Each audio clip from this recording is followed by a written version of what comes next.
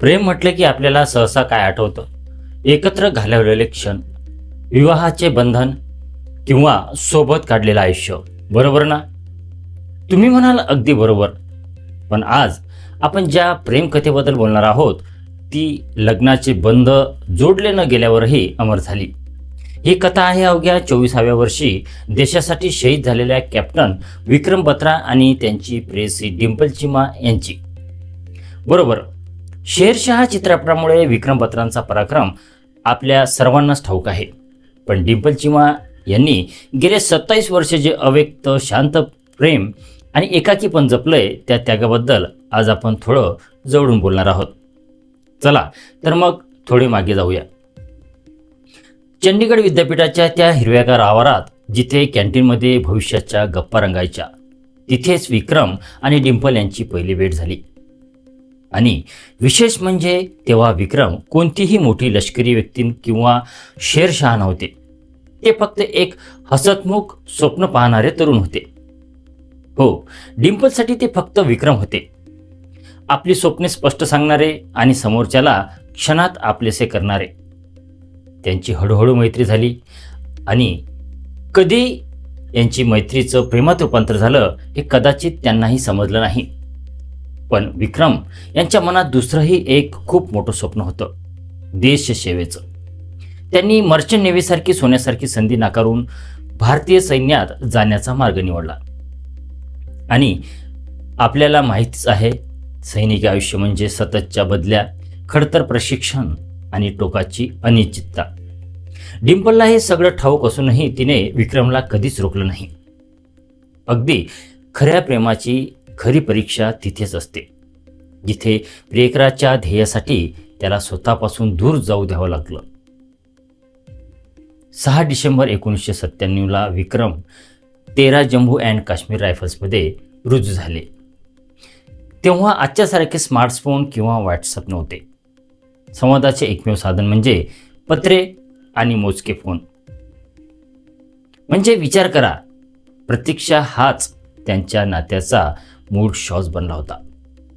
यामध्ये एक खूप सुंदर आणि भावनिक प्रसंग आहे. मनसा देवी मंदिरात जेव्हा त्यांच्या लग्नाचा विषय निघाला तेव्हा विक्रम यांनी स्वतःच्या रक्ताने डिंपल यांची भांग भरली होती. ते कोणतं औपचारिक लग्न नव्हतं, पण डिंपल यांच्या दृष्टीने ते विक्रमने दिलेलं निष्ठेचं एक पवित्र वचन होतं. मग आला मे 1999चा तो काळ. कारगिल युद्ध भडकले. विक्रम सीमेवर गेले. निरोप घेताना मी तुझी वाट पाहीन असं म्हणणारी डिंपल आपल्या काळजातील भीती चेहऱ्यावरनं दाखवण्याचा प्रयत्न करत होती.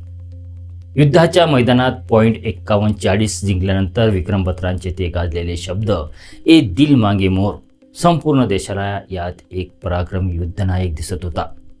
पण डिंपलला मात्र त्यात सुरक्षित घरी परतण्याचे वचन देणारा तिचा विक्रम ऐकू येत होता.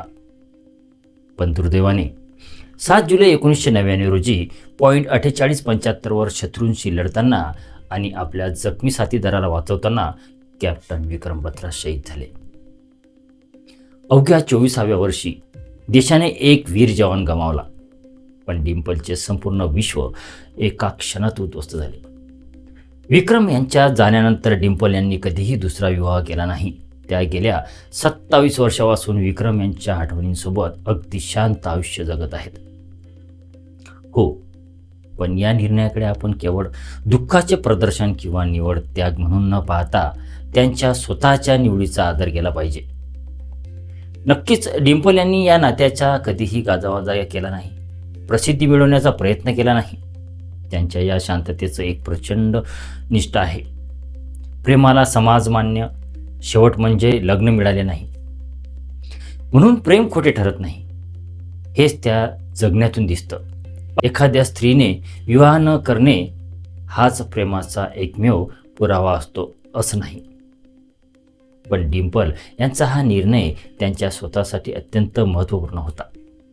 कॅप्टन विक्रम बत्रांचे बलिदान जसे अमर आहे, तसेच डिंपल चिमा यांचे हे अव्यक्त निस्वार्थी प्रेमही आपल्याला नेहमीच एका वेगळ्या उंचीची जाणीव करून देत राहील. तुम्हाला या प्रेमकथेबद्दल आणि डिंपल चिमा यांच्या या निर्णयाबद्दल काय वाटतं आम्हाला कमेंट बॉक्समध्ये नक्की सांगा. व्हिडिओ आवडला असल्यास लाईक करा, शेअर करा आणि आपल्या चॅनलला सबस्क्राईब करायला विसरू नका. भेटूयात पुढच्या व्हिडिओमध्ये. तोपर्यंत धन्यवाद.